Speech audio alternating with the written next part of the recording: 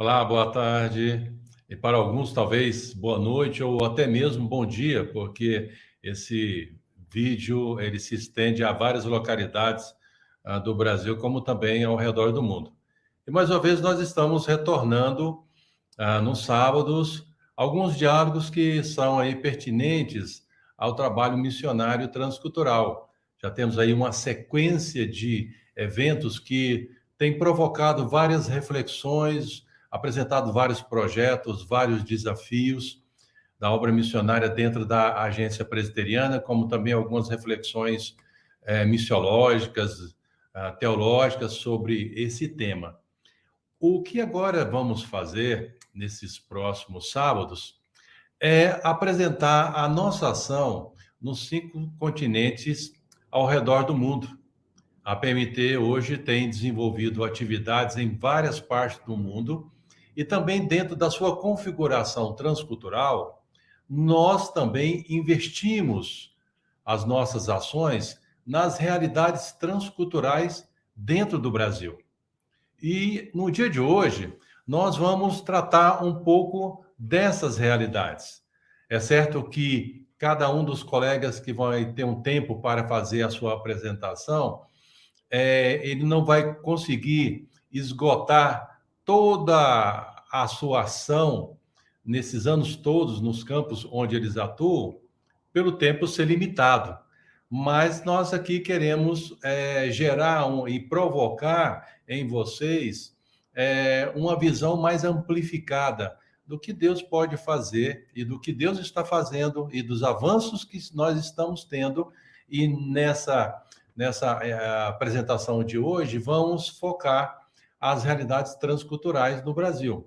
A PMT hoje desenvolve as nossas ações, né, transculturais do contexto indígena, entre os quilombolas, entre os ciganos, entre os haitianos, entre os hispânicos, árabes no Brasil, chineses no Brasil, e ainda queremos ampliar as nossas ações em muito mais outros grupos que estão dentro do nosso país. O Brasil, segundo os dados informados, é que nós temos representado aqui em torno de 178 nacionalidades. O Brasil é um país com dimensões continentais e é um país aberto para a vinda de muitas pessoas de várias partes do mundo e também daqueles outros que têm essa configuração transcultural aqui também com a gente. Então, nós vamos ter o privilégio de ter um bate-papo, uma troca de ideias com cada um desses irmãos. E você vai aí fazendo as suas anotações, fale de que cidade você está, qual estado, ou mesmo qual país. Se tiver uma pergunta, coloque no chat. E nós temos dentro do nosso cronograma, nós vamos aí separar um tempinho para responder algumas perguntas que aqui forem feitas. E vamos iniciar, né? Vamos iniciar com o reverendo Norval. O reverendo Norval é missionário da PMT, é um irmão que tem trabalhado muitos anos na área de tradução da vida. Seja bem-vindo, viu, reverendo Norval? Pode dar uma palavra de saudação a todos aí. Obrigado, reverendo Agripino, um abraço, obrigado a todos os queridos irmãos e irmãs que estão nos assistindo. É um prazer participar desse momento e podermos falar de algo que a gente tem vivido nos últimos 30 e tantos anos, para não entregar a minha idade, mas um prazer e vamos compartilhar um pouco da realidade indígena hoje à tarde. E quando se fala trabalho na área de tradução da Bíblia, é uma das coisas que apaixona, né? Apaixona cada um de nós, e é um desafio muito grande o trabalho nesse foco. E nós temos visto aí que o reverendo Norval, como mencionou, né, tem mais de 30 anos, mais de 3 décadas atuando. Certamente tem muitas histórias, tem muitas coisas para contar para cada um de nós. E eu gostaria, então, de que o reverendo Norval pudesse falar um pouco desses avanços nesse período que o irmão está desenvolvendo a sua atividade. Então, nós louvamos a Deus pelo trabalho da Igreja Presbiteriana entre os povos indígenas. Como eu disse, a gente já está nessa área aí trabalhando há mais de 30 anos, e o que a gente vê, fazendo assim uma análise histórica, é um avanço considerável na participação da Igreja Presbiteriana, por meio da APMT, no trabalho entre povos indígenas. Porque o senhor sabe, reverendo Agripino, que a gente tem um desafio, não é? Um dos desafios que nós temos, hoje a gente poderia falar de vários desafios, um dos que a gente tem, em certo aspecto, é convencer a igreja brasileira a se engajar na evangelização e no alcance dos povos indígenas, até de conhecer a realidade indígena, porque por trás do nome índio ou indígena, na verdade, o que nós temos são centenas de etnias, e as pessoas, às vezes, não têm essa percepção. Elas veem um indígena, né, como usam o termo, um índio, mas eles não têm a noção de que o termo índio é um termo cunhado de fora que não faz muito sentido quando a gente olha para a realidade desses povos pré-colombianos que falam línguas diferentes, por exemplo, né? Que uma língua, por exemplo, como a que eu trabalho, não tem absolutamente nada a ver com a língua que o meu colega da APMT trabalha lá em São Gabriel da Cachoeira, no Amazonas. São etnias diferentes, são realidades diferentes, são culturas diferentes. Então, esse universo indígena brasileiro, a gente tem que falar em realidades mesmo, né? E aí, o engajamento da nossa igreja presbiteriana, hoje, por exemplo, nós contamos com 17 unidades missionárias atuando desde lá na parte sul do país até a parte mais alta da nossa federação, né, lá na região amazônica, nós vemos um desenvolvimento na atuação, e temos muito campo ainda para atingir, porque, veja bem, das 344 tribos que nós temos no Brasil, dessas, obviamente, há um grupo que ainda não está contactado e vive na floresta, aos quais a gente não tem acesso, mas uma boa parte, mais de 200, nós temos acesso. Eu estou vendo aqui as estatísticas, 164 tribos ou povos indígenas no Brasil não são alcançados pelo Evangelho, e desses 164, nós temos 99 que não têm nem presença missionária. Então, nós temos que agradecer a Deus pelo engajamento da Igreja Presbiteriana e o seu desenvolvimento histórico. Por exemplo, quando nós começamos lá atrás, o trabalho indígena pertencia à Junta de Missões Nacionais, e eu fui um dos primeiros missionários da Junta de Missões Nacionais designados para o trabalho indígena. Depois, então, o trabalho passa da Junta de Missões Nacionais para a APMT, e aí nós temos alguns pioneiros, né, daquela fase inicial. Então, quando a gente vê isso aí, a gente vê um avanço em várias áreas, a área de tradução da Bíblia, como o senhor mencionou, nós temos evangelização e plantio de igreja, né, com várias iniciativas muito interessantes, nós temos colegas missionários trabalhando com educação intercultural, nós temos colegas trabalhando com avanços no desenvolvimento comunitário, com projetos agrícolas e outros tipos de projetos que auxiliam esses povos no seu desenvolvimento econômico, à medida em que nós trazemos o Evangelho e ensinamos o Evangelho. Então, eu diria assim, para resumir, porque eu sei que o nosso tempo é curto para falar da questão indígena, há o que comemorar pela iniciativa da igreja em se juntar a outras iniciativas que nós temos no país e fomentar o apoio ao Complay, por exemplo, a evangelização, ao plantio de igrejas, mas aí, ao mesmo tempo, deixar um desafio para aqueles que estão nos assistindo, que ainda tem muito campo para a gente crescer.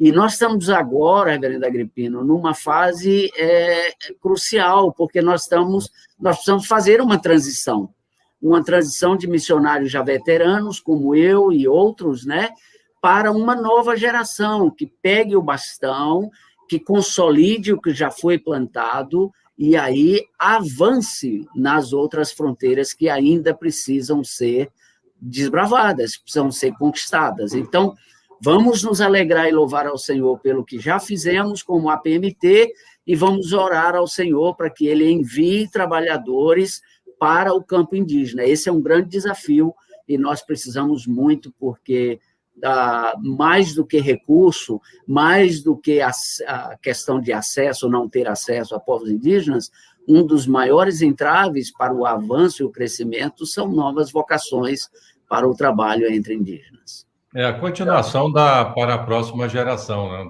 do trabalho, porque Exatamente. você citou no decorrer da sua exposição, é que já tem há um bom tempo a iniciativa de outras instituições na área de tradução da Bíblia.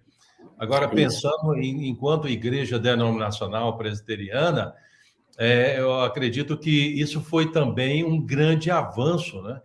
Agora a denominação também se volta e dá importância, enquanto ação denominacional, para a tradução. Mas é certo que a gente vai precisar aí para o futuro de uma nova geração. Mas daqui a pouquinho nós vamos voltar aí com o reverendo Norval e vamos falar um pouquinho mais sobre essa questão. E diante desse quadro, nós temos aqui também participando conosco a Lígia, que trabalha com os quilombolas, né? Nós estamos tendo algumas dificuldades de oscilação onde esses irmãos estão, em alguma parte do Brasil, mas nós vamos ver se de repente ela consegue entrar aqui conosco. A Lígia teve algum tempo trabalhando em Moçambique, né? E depois ela retorna ao Brasil e começa a sua ação entre os quilombolas. Seja muito bem-vinda, Lígia. Pode dar uma palavrinha aí, um pouco aí, sobre as realidades do contexto quilombola aí no litoral paulista. Ok. Graça e paz, irmãos. É um prazer poder estar compartilhando aqui sobre o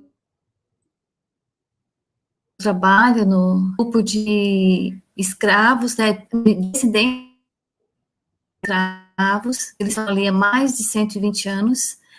E somente há 20 anos que foi regularizada para os quilombolas. Fica distante da cidade, né, como era natural quando os escravos se escondiam em lugares distantes e de quilômetros da cidade de Ubatuba, e estamos bem no estado do Rio de Janeiro, de Paraty, fica uns 15 quilômetros mais ou menos. E é praia de um lado e morro do outro. Então, nós temos um grupo que vive embaixo, na beira da praia, um grupo que vive no morro. E eu tenho me focado mais no grupo do morro, que é mais pessoas e que menos descem ali até a praia, né? E tem cerca de 250 famílias nessa comunidade. E nesse local em específico, eles falam o português mesmo que falamos, tranquilo, está mais misturado hoje também, e eles não têm, uma curiosidade ali dentro, é que eles não têm nenhuma prática de rituais africanos, o que não é, o que no quilombo ao lado, vizinho, eles têm as práticas de religiões afros, que entraram ali dentro e estão ali mesmo, e misturaram com toda a cultura desses quilombolas. Onde eu localizo, no quilombo do Camburi, essas práticas não existem.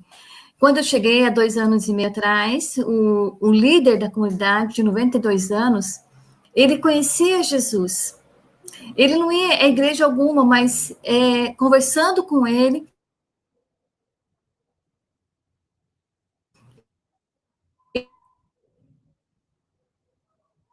disse que havia entregado a vida dele há muito tempo, não dentro do quilombo. Então, isso ajuda bastante a gente no trabalho, porque nessa área espiritual de rituais, ninguém ali está envolvido. Por outro lado, temos outras dificuldades também, né? E agora é uma mistura muito grande de turistas entre os quilombolas. Como eles vivem na prática o trabalho deles é em torno de férias prolongadas, feriados, é onde eles conseguem a sobrevivência deles para o restante do ano. E fora disso, eles não se envolvem com mais nada fora. Vão pouco à cidade, então não tem muito acesso assim à cidade, mesmo por conta que precisa de locomoção, né? Não tem agora um ônibus que desce 5 da manhã e quando eles querem ir à cidade, eles vão nesse ônibus, onde faz compra, essas coisas. Ali dentro, não sei se foi por influência da liderança, todo mundo fala que é crente, mas não tem assim uma igreja que vai, que participa. Tem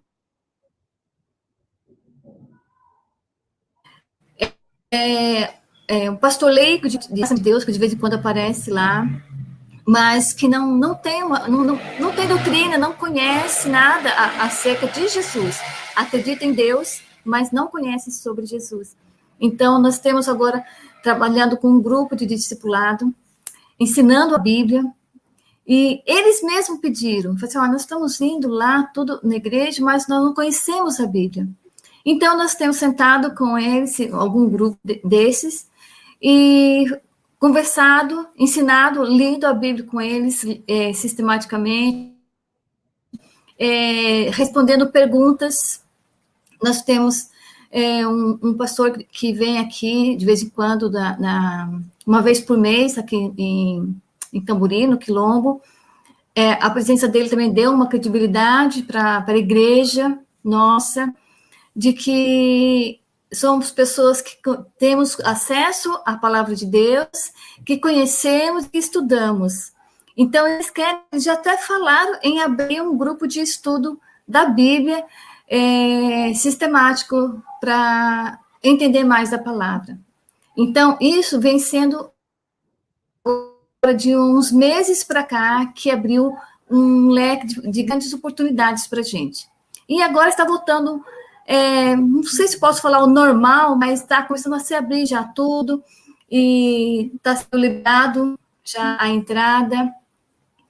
Então, a gente tem trabalhado de casa em casa com as crianças e com as mulheres. O nosso foco tem sido maior, crianças e as mulheres. E as mulheres também eu conto com as adolescentes, porque já estão casadas, já estão com filhos, e também precisam de conhecimento, e querem, e buscam. Então, esse tem sido um trabalho passo a passo, um trabalho de formiguinha, de casa em casa, mas que está crescendo. Então, sim. Joia, mas a gente vai voltar com a Lígia, até gostaria de incentivar você, aí pode fazer as suas perguntas no chat. Nós já ouvimos um pouco antes, né, o reverendo Norval falando um pouquinho da realidade da tradução da Bíblia, a Lígia agora falando dos quilombolas, e vamos aí para um outro grupo que a PMT tem trabalhado, que é com os ciganos. Então, é um trabalho desafiador, eu não sei dizer se os dados estão precisos, né? Mas estima-se que hoje haja em torno de 1 milhão de ciganos, né? Talvez aí o reverendo Reginaldo possa concordar ou corrigir, porque o reverendo Reginaldo, ele está ali na cidade de Caldas Novas, e ali, a partir de Caldas Novas, ele tem trabalhado com ciganos, né? Teve alguns anos trabalhando no continente africano. Seja bem-vindo, viu, reverendo Reginaldo? Muito obrigado aí pela sua participação nesse momento aqui, para a gente ouvir um pouquinho e ver sobre as realidades do cigano no Brasil. A palavra está com você. Uma boa tarde a todos. É uma alegria poder compartilhar com a nossa igreja a nível nacional e também com as locais e os irmãos que apoiam e interessam por missões, do grande desafio da obra missionária transcultural também dentro do Brasil. Então, os ciganos é uma realidade que talvez só perca para os indígenas, né? Porque os ciganos já estão há 450 anos no Brasil, que é o grupo Calon, que nós trabalhamos, é o grupo mais antigo, mas tem mais 2 grupos, mais esse do século XIX. E aqui estamos, como Agripino disse, nós estamos baseados em Caldas Novas, e aqui desenvolvemos há cerca de anos, desde 2011, se estende para o sul guano e Triângulo Mineiro. Então, a população realmente estimada em 1 milhão de ciganos no nosso país. E o grupo étnico que trabalhamos, que a PMT trabalha, representa 85% do território nacional, e aqui na nossa região, Goiás, o Goiás é o segundo estado em população cigana no Brasil, e agora para Minas Gerais.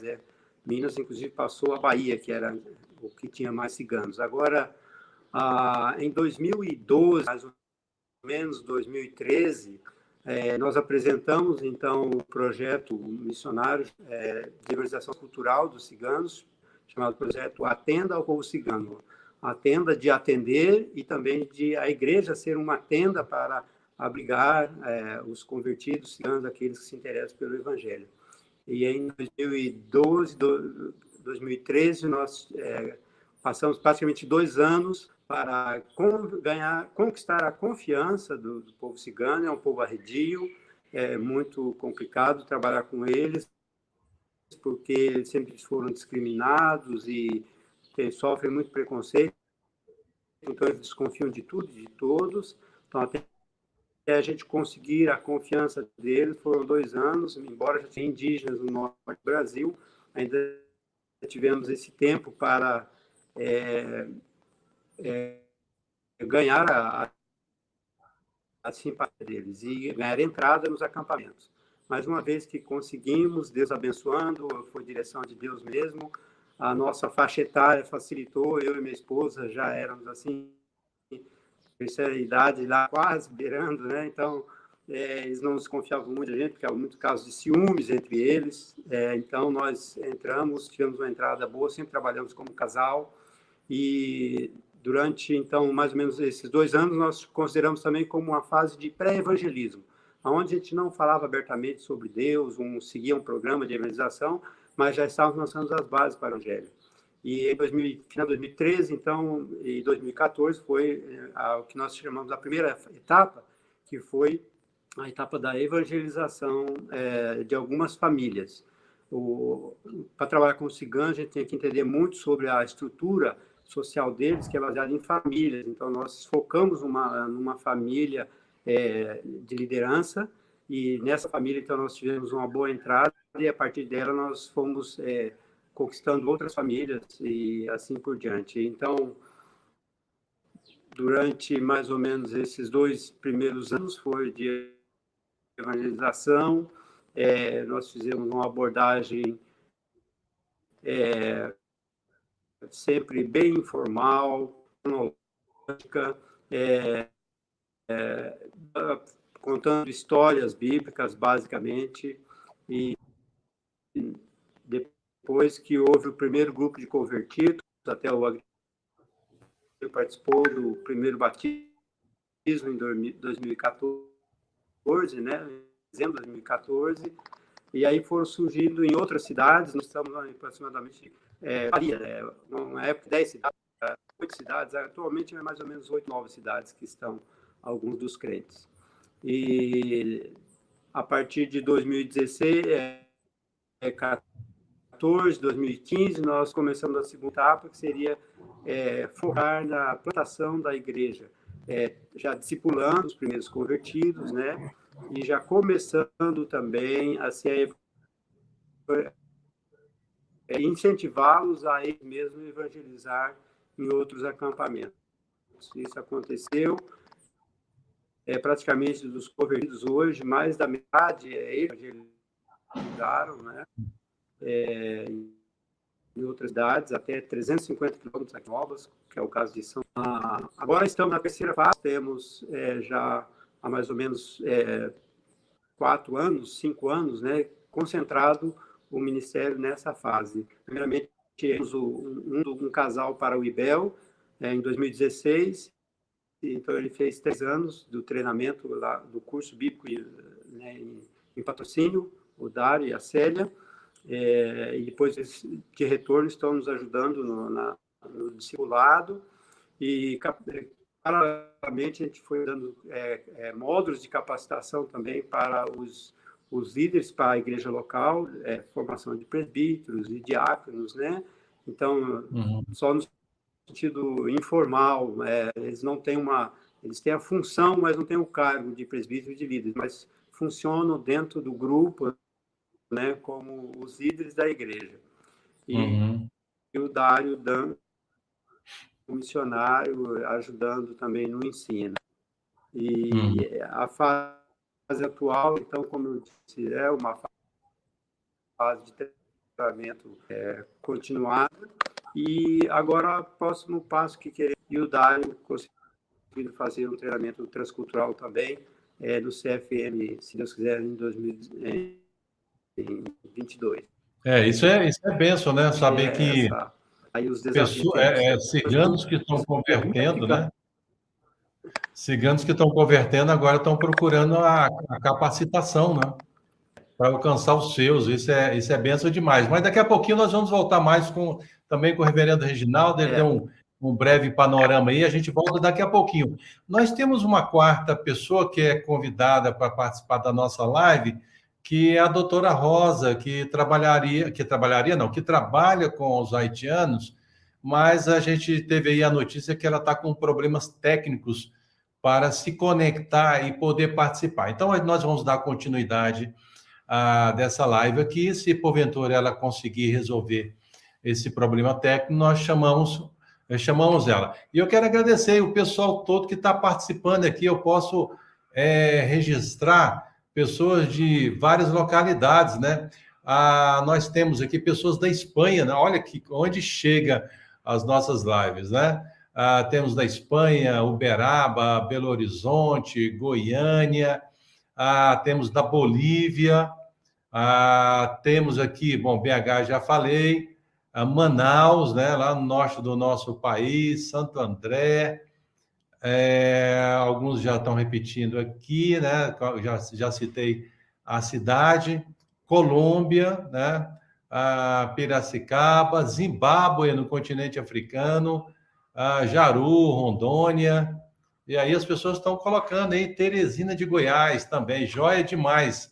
Então, como é legal a gente ver essa questão da tecnologia, né? Ela transcende, né, as fronteiras, né? Então a gente está falando aqui várias pessoas de várias partes do Brasil, do mundo, aí mais uma pessoa aí de Rio Grande do Norte, né, no nosso querido Nordeste brasileiro. Mas você também vai colocando aí a sua cidade e não esqueça que os nossos colegas, né, Uberlândia chegou aí também, não esqueça também de abordar aí, de anotar no chat as perguntas para esses irmãos aí. E eu gostaria de voltar lá com o reverendo Norval.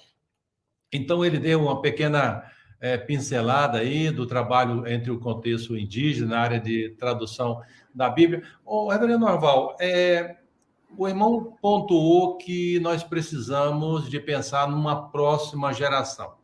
Para aqueles que estão nos vendo aqui, o que desafio você lançaria para eles, né? Mostrando o aspecto da importância da tradução da Bíblia. Será que nós precisamos ainda traduzir a Bíblia? Alguma coisa nesse sentido? Nós temos ainda vários grupos indígenas. Bom, quando a gente fala de tradução da Bíblia, o desafio é mundial, não é só das línguas minoritárias no Brasil, mas é mundial, porque nós temos ainda aproximadamente 2.000 línguas sem acesso às escrituras. Mas aqui no Brasil também nós temos várias iniciativas de tradução para línguas indígenas.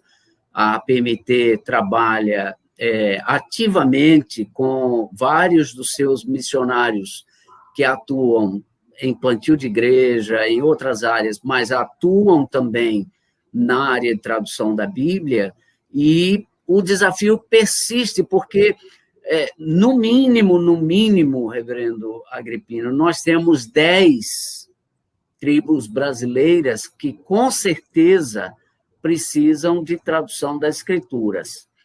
E como nós temos ainda no Brasil uma quantidade considerável de grupos indígenas que são classificados como não contactados, esse número vai aumentar consideravelmente em termos de necessidade.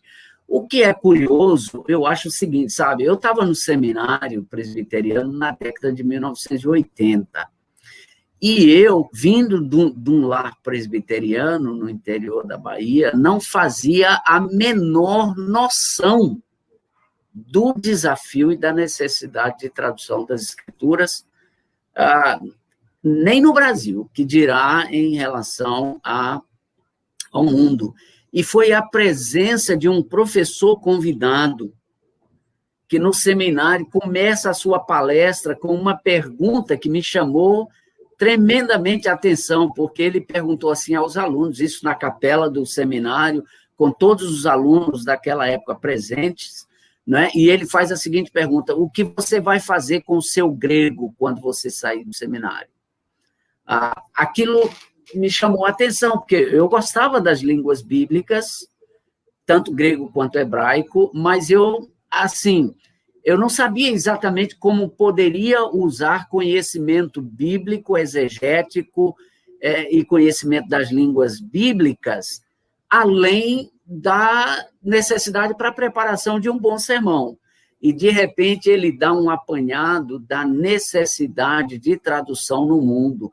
A partir dali, eu fiquei encantado com aquilo e fui me preparar, estudar e me preparar junto com a minha esposa para a gente trabalhar, atuar em tradução da Bíblia.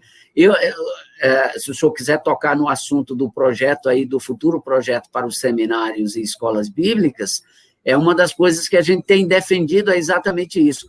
Tem muita gente vocacionada que não sabe da sua vocação, que não tem a informação que ele precisa para o engajamento. Então, tem muito seminarista, muito aluno de seminário de Instituto Bíblico com vocação e propensão para essa área de linguística, área de tradução, área exegética, né? Às vezes o aluno gosta muito de mexer com o texto grego, de examinar com o texto hebraico, ou com a exegese de forma geral, tem uma propensão por adquirir novas línguas e tal, e não tem a informação de que ele pode muito bem servir a Deus na área de tradução da Bíblia, seja no Brasil ou no exterior, porque a iniciativa da APMT é uma iniciativa tanto para o Brasil quanto para o exterior, não é? Hoje, o senhor poderia falar melhor do que eu aí como executivo da nossa agência, mas hoje nós temos condições como a PMT de enviar um tradutor da Bíblia praticamente para qualquer parte do mundo, para trabalhar com qualquer língua do mundo, não é que ele perceba que Deus está chamando para cumprir esse desafio. Eu digo sempre o seguinte, quando eu falo sobre tradução para a igreja, eu começo fazendo uma brincadeira com o pessoal da igreja perguntando se é verdade que João Ferreira de Almeida, o tradutor da Bíblia para o português, né, no século XVII, se ele era mesmo padre. E, curiosamente, tem muita gente nas igrejas que dizem que ele era padre. O pessoal não sabe que ele era um pastor reformado e que a tradição reformada, a nossa tradição reformada presbiteriana, é uma das que mais fomenta a tradução das Escrituras, porque, para nós, sola Escritura não é só um lema, é uma realidade, é uma verdade, é a Escritura que é a nossa regra de fé e prática. Então, nós não admitimos que uma igreja seja plantada em um determinado povo e aquele povo fale uma determinada língua e não tenha acesso à Escritura naquela língua, não é? Que certamente vai facilitar muito o processo de discipulado, o processo de amadurecimento da igreja, quando a língua do povo, a língua do coração, é a língua da comunicação e é a língua da escritura. É verdade. Está aí uma coisa para nós reflexionarmos, né? Ou refletir, melhor dizendo. Bom, vamos puxar a nossa irmã Lígia, falando um pouquinho mais do Quilombo. Inclusive, eu estou vendo aqui mais algumas pessoas entraram, alguns irmãos aí da França, da Missão do Colombo, Garanhuns, São Paulo. Que legal aí, estão vendo pessoas participar. Ô, Lígia, você está trabalhando aí com os quilombolas aí no litoral paulista. Se alguém pretende ser missionário nesse grupo, na região onde você está, qual é o perfil de candidato seria mais apropriado e adequado? Bem, aqui no Quilombo daqui da Beira-Mar, é um trabalho assim bem informal, são pessoas bem simples, bem informais, mas bem por fato de ter muito turista entre eles, eles pegam amizade rapidamente. E realmente nós estamos precisando de homens que trabalhem com os homens, porque no quilombo onde estou, o mais forte são as mulheres, né? É matriarcal o grupo ali. E então eu tenho acesso mais ao trabalho com as mulheres e com as crianças. Então precisa-se de pessoa que seja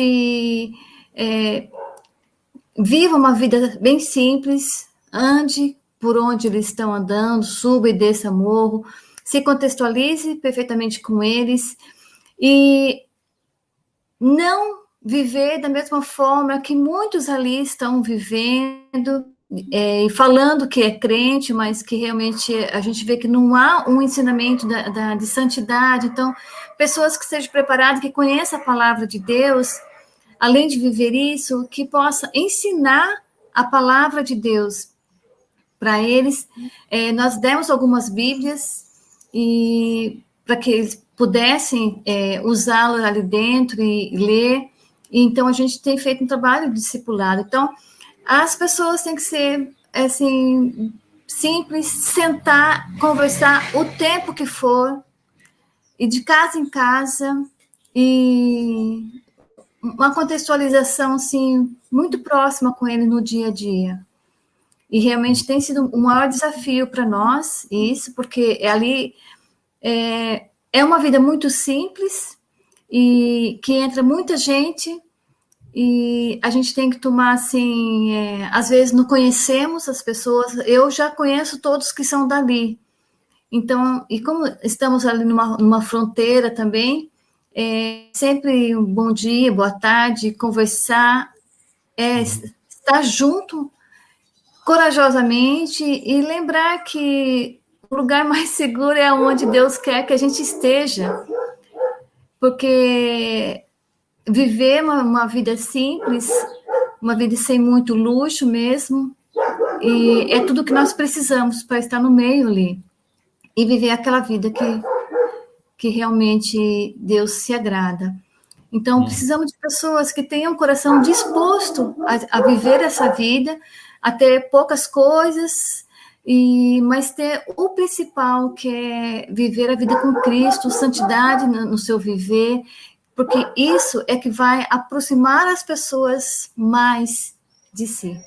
Isso é o que a gente tem visto lá, que nós temos presenciado desde o começo até aqui, onde nós estamos agora já com um pequeno grupo no discipulado, passo a passo, respondendo as perguntas dentro do tempo deles, enfim, não pode ser apressado. Se for, a gente não alcança e distancia as pessoas da gente. Joia, obrigado. Ok, vamos continuar aqui o nosso bate-papo. Gostaria de convidar, então, o reverendo Reginaldo, que tem atuado entre os ciganos. E a gente tem aqui algumas dificuldades técnicas, né? Mas vamos tentando administrar o aspecto de conectividade de alguns dos que estão aí espalhados pelo Brasil. Reverendo Reginaldo, o cigano está dentro desse grupo aí de andarilho, né? Sempre está caminhando para aqui e para ali. Como trabalhar com alguém? Você estabelece uma base, um projeto numa cidade, porque você identificou, fez uma pesquisa e que existe um grupo de ciganos naquela localidade. E aí, com essa perspectiva de que sempre eles estão andando, o que você poderia compartilhar com a gente desses desafios e como você conseguiu se adequar a essa realidade?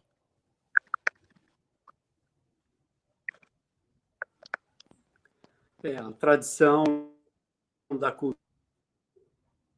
cigana, o nome, nós chamamos agora, na verdade, uma população sempre em constante deslocamento.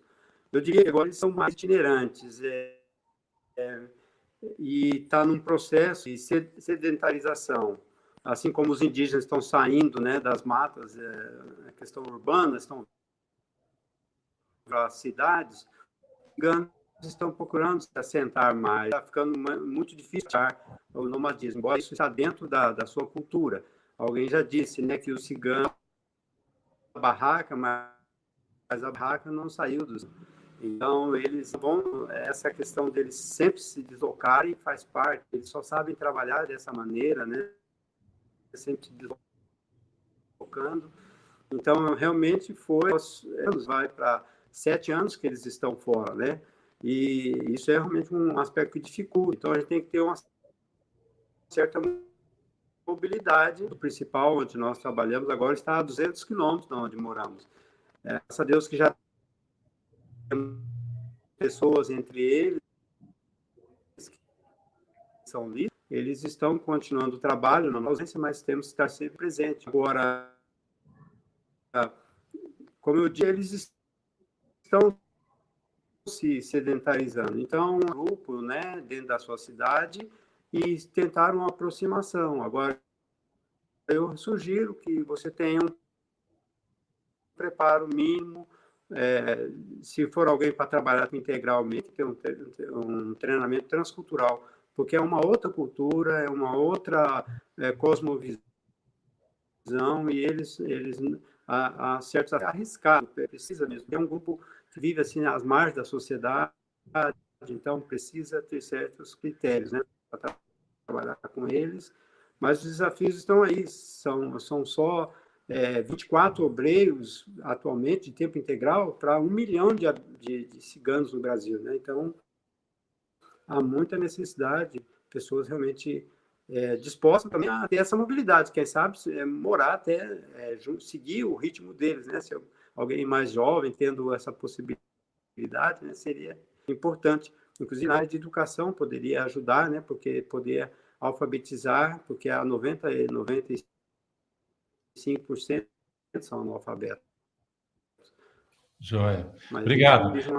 Nós vamos voltar, então, agora com o reverendo Norval, e logo depois que a gente passar por cada um deles, nós vamos ter aí uns 2 minutinhos para cada um desses irmãos, e eu gostaria, o reverendo Norval, que vai entrar nesse instante, de fazer uma pergunta para você, assim, em 2 minutos para cada um, compartilhar um fruto daquilo que Deus deu no projeto que você está desenvolvendo no contexto indígena.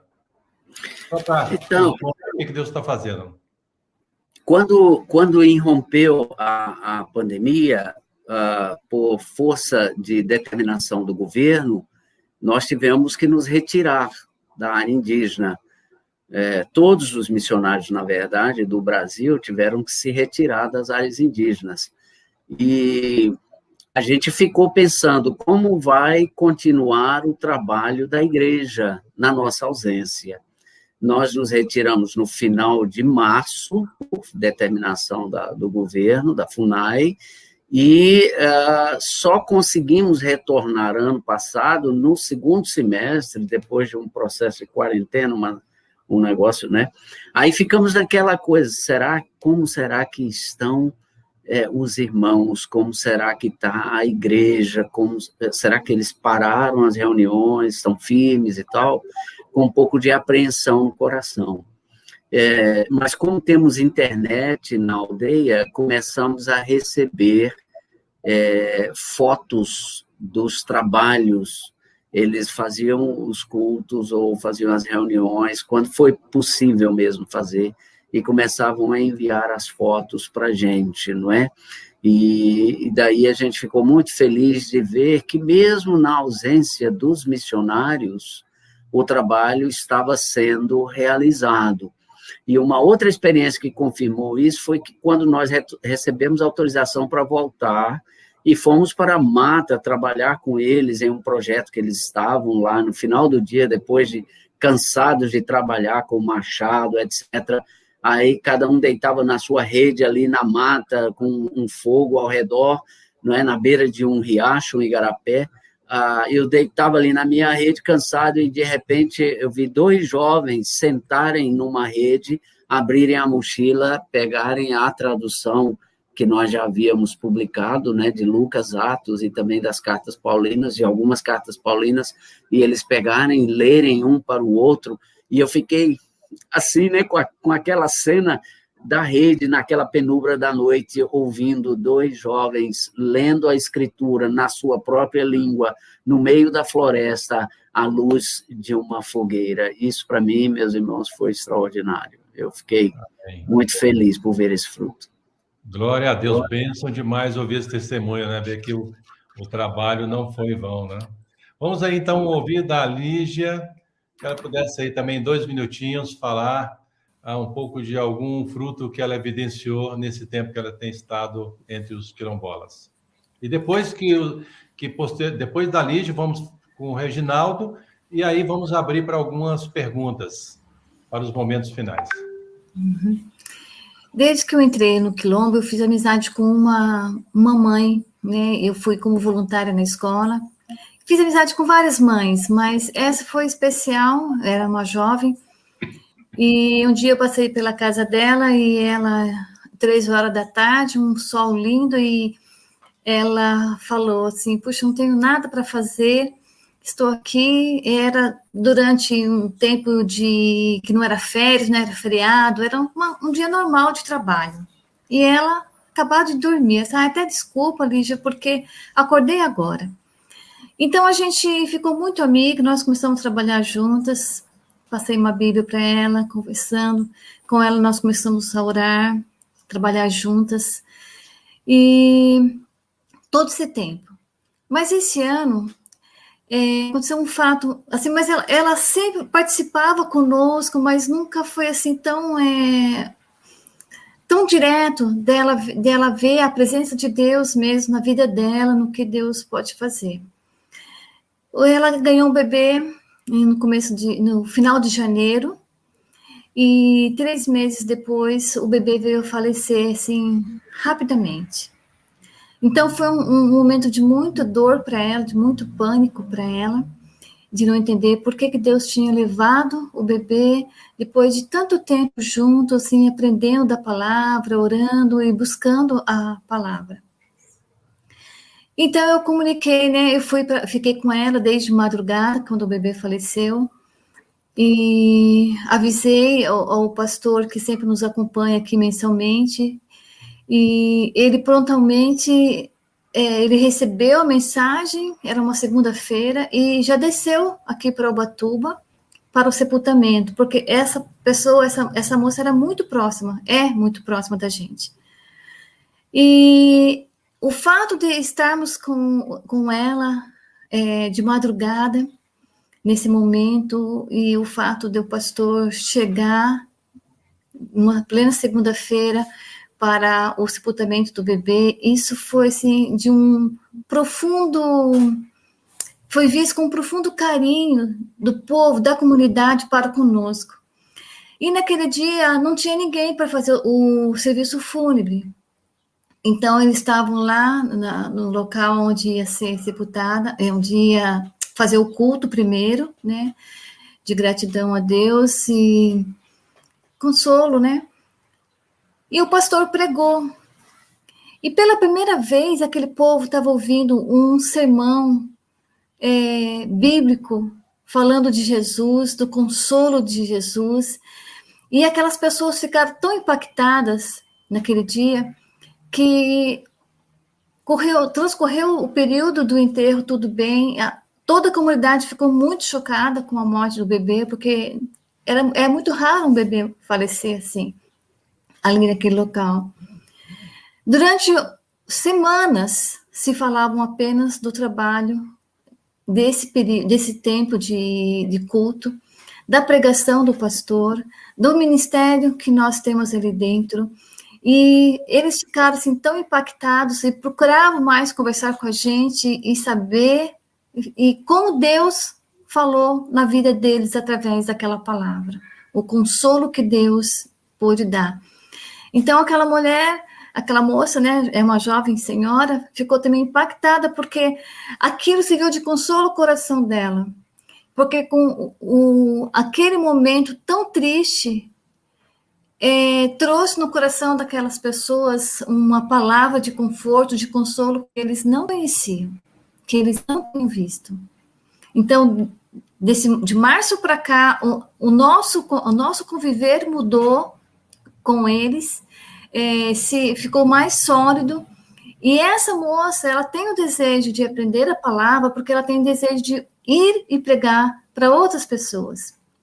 Amém. Então, nós estamos focando com ela e com mais umas duas, para poder preparar a elas. E agora o esposo também está começando a se interessar e ver com outros olhos a mensagem.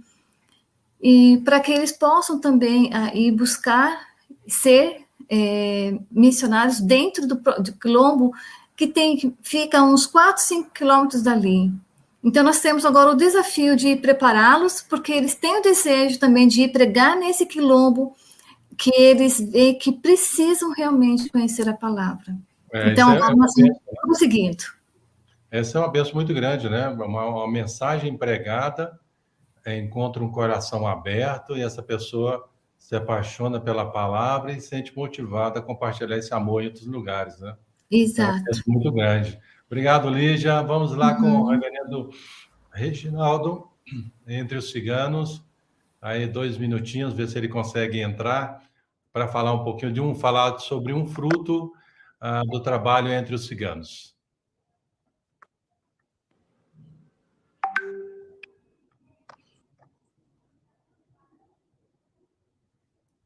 Pode entrar, reverendo Reginaldo. Não sei se está dando certa a conexão. Vamos lá.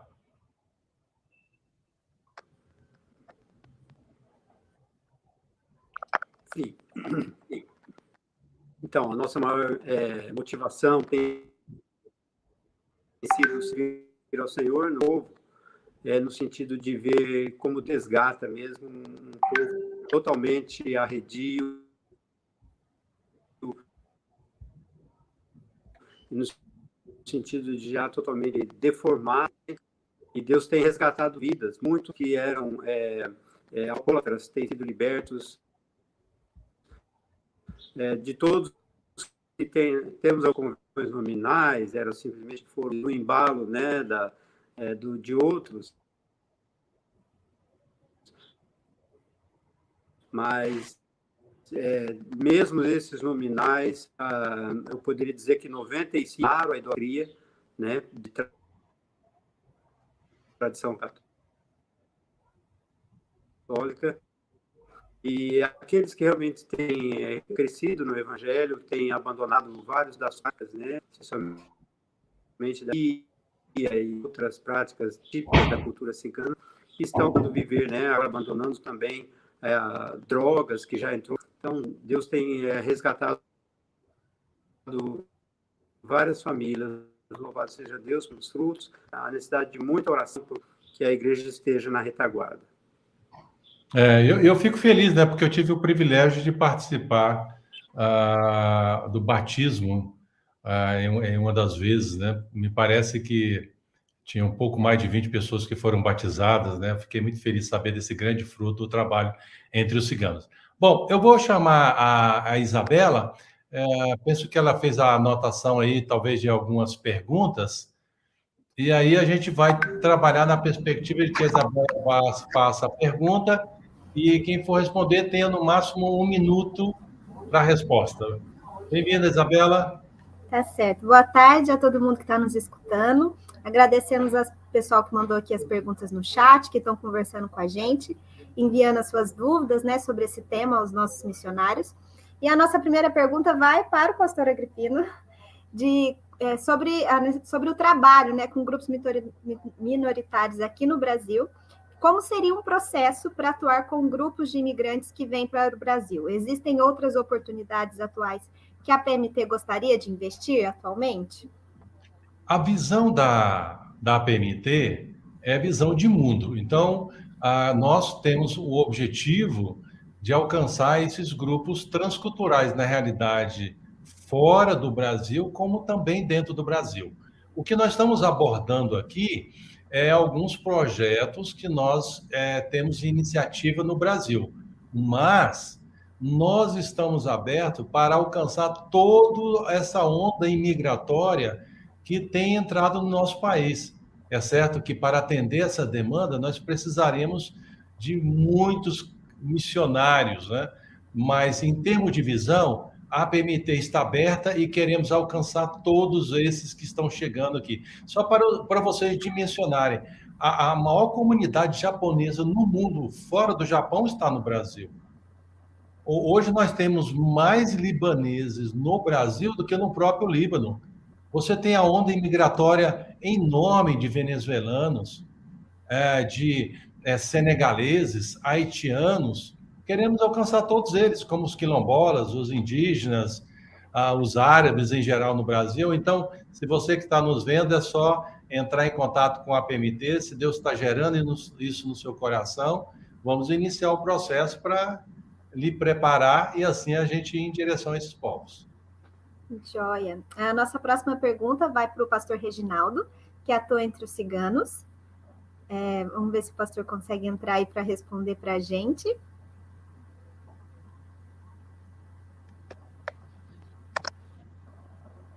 O problema é de saída. Conseguiu? Consegue me ouvir, pastor? Caiu agora. A pergunta para o pastor Reginaldo é a seguinte, que como a igreja pode participar mais ativamente no trabalho entre os povos minoritários, visto que é um desafio dentro do Brasil, né? Então, como que a igreja pode abraçar mais? O senhor que é dos ciganos, que poderia responder sobre isso?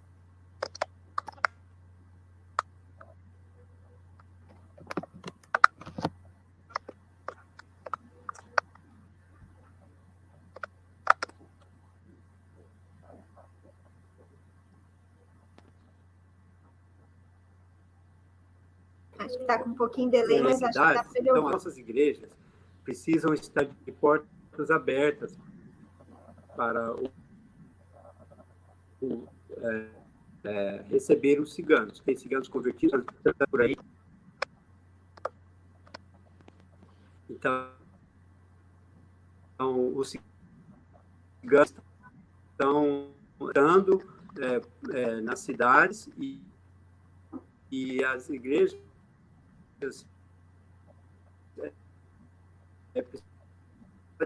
ter alguns ministérios que não necessariamente dentro dos acampamentos e já iniciaram um trabalho, mas mostrar a sua cara, dizer, olha, nós estamos aqui na cidade, às vezes tem dificuldade de estar na cidade, no Mato Grosso, aqui, em Minas, de aproximar de uma igreja, mesmo das nossas igrejas presbiterianas, mesmo sabendo que são do nosso trabalho. Então, a igreja pode, além da oração, e também para alguma conferência missionária, algum trabalho para mostrar isso, poderiam convidá-los, né, para eles participarem, né, músicas mais para apresentar a cultura do povo cigano e os desafios. Você responde. Joia, muito obrigado, pastor Reginaldo. A nossa próxima pergunta vai para a Lígia, a gente até recebeu ela aqui, a gente vai tentar colocar a pergunta na tela, que é da Heloísa. Ela fala assim, entre os quilombolas aqui de Goiás, encontramos duas dificuldades em peso, o alto índice de analfabetismo e as famílias vivendo muito isoladas. Vocês também enfrentam esse problema? Como vocês estão enfrentando? Olha, o analfabetismo, Heloísa, nós temos também aqui.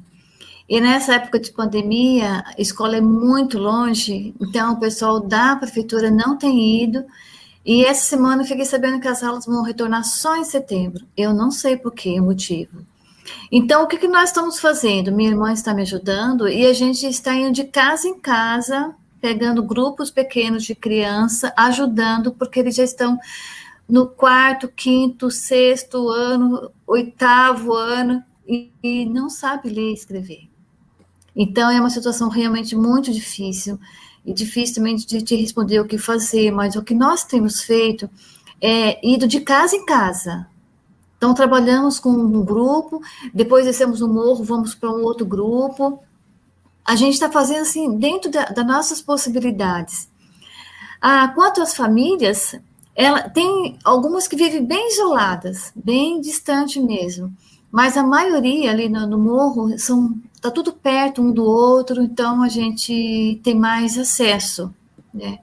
A esses mais isolados, a gente também procura visitá-los, estar com eles, ler a Bíblia com eles, ou levamos alguma coisa e almoçamos com eles. A gente tem feito isso, porque realmente é bem triste. Mas a gente pode trocar ideia, você pode pegar meu endereço aí, e a gente pode ir conversando, trocar ideias, experiências, tá bom? Isso, com certeza. Você que está nos ouvindo aí de casa, né, gostaria de até mesmo auxiliar seu parceiro ou tirar dúvidas, né? Você pode depois entrar no nosso site, apmt.org.br/missionários, que você vai encontrar o contato de todos os nossos missionários.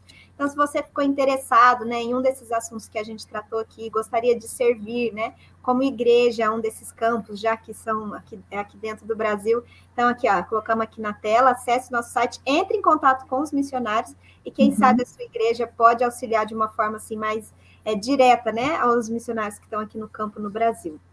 Muito obrigada, Lígia. Nós vamos fazer mais uma pergunta para o pastor Norval. Pastor Norval, a pergunta que nos fizeram foi assim, né? O trabalho indígena geralmente é um trabalho de uma vida, né?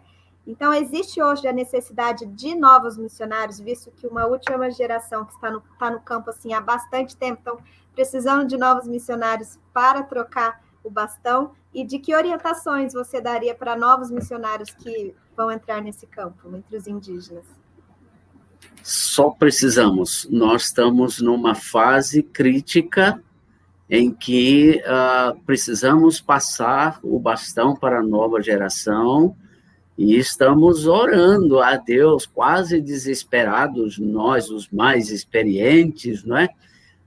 Para que Deus envie esses novos obreiros e possam serem treinados e a gente passar o bastão. Eu acho que um dos grandes desafios para essa nova geração está exatamente na pergunta: entender que a obra missionária indígena é trabalho para uma vida. Não dá para fazer em 6 meses, não dá para fazer numa viagem de férias, não dá para fazer em 2 anos. Nós ouvimos aqui o reverendo Reginaldo falar do contexto cigano, em que ele passou 2 anos de preparação e pré-evangelização com... essa é a experiência indígena, chegar numa tribo indígena, aprender a língua, para aprender bem, para você comunicar na língua, você vai precisar de pelo menos 2 anos.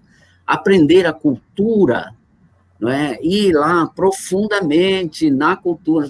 Você chega numa tribo, numa aldeia indígena, o pessoal já usa roupa, todo mundo tem celular, e aí você imaginar que isso faz com que eles sejam iguais a nós, em termos de cosmovisão e em termos de percepção cultural, é um engano. É preciso estudar, conhecer e ir lá no profundo, na mente, porque a cultura está aqui, é a cosmovisão, além de como eles veem o mundo. Então, eu diria para a nova geração, venham, por favor, venham com garra, venham com disposição, que Deus vai abençoar e nós vamos passar o bastão. Muito obrigada, pastor. Obrigada a todo mundo aqui que participou e enviou as suas perguntas. Lembrando que essa live vai ficar gravada, então se você depois quiser compartilhar na sua igreja, né, sobre essa realidade entre os povos minoritários, aproveitar que estamos trabalhando, né, esse mês de agosto, mês de missões, então essa conferência e as próximas que a gente vai ter nos próximos sábados são para mobilizar a sua igreja também para essa realidade aqui no Brasil de missões entre os povos minoritários. Pastor Agripino, com o senhor. Olha, quero só reforçar o que a Isabela falou. A PMT tem um vasto material. Se você visitar o site www.apmt.org.br, nós temos vários vídeos, temos vários podcasts, estamos no Instagram, no Facebook, nas plataformas maiores que temos hoje no mercado. Então, ali você vai ter muita informação daquilo que Deus está fazendo através da agência. Quero aproveitar aqui, agradecer a participação do reverendo Norval, que esteve conosco, o reverendo Reginaldo, também a Lígia. Lamentavelmente, por questões técnicas da parte da doutora Rosa, que trabalha com os haitianos, não pôde entrar aqui na nossa live, mas quem sabe em um outro momento a gente possa conseguir ela poder participar e compartilhar um pouco dessas questões. Eu vi aí, já listei várias pessoas que participaram, né? Pessoas do Rio Grande do Norte, de outros países aí, de Alexandrina, do Rio Grande do Norte, entre outras localidades. Muito obrigado por você estar conosco aqui. E a gente se vê em breve. Eu passo aí, então, a bola para Emma. Oi, pastor, que bom, né, estar aqui falando mais uma vez desta tarefa inacabada, né? E uma delas também é a gente olhar para esses povos minoritários no Brasil, mas quero convidar você para próximo sábado. Próximo sábado nós vamos falar da América, vamos falar com Amós Cavalcante, com a Joyce Oliveira, com Maurício Rolim, com o Luiz Otávio. Olha, nós vamos conhecer um pouquinho do Chile, Argentina, Uruguai, Panamá. Nós vamos falar sobre a América Latina, os grandes desafios que nós temos ainda aqui pertinho de nós também, cruzando a fronteira. Então, esperamos você e que você também consiga também compartilhar esta live que já aconteceu hoje e convidar mais alguém para estar conosco sábado que vem, 14 de agosto, 14 horas, aqui no canal da APMT. Deus abençoe, até sábado que vem.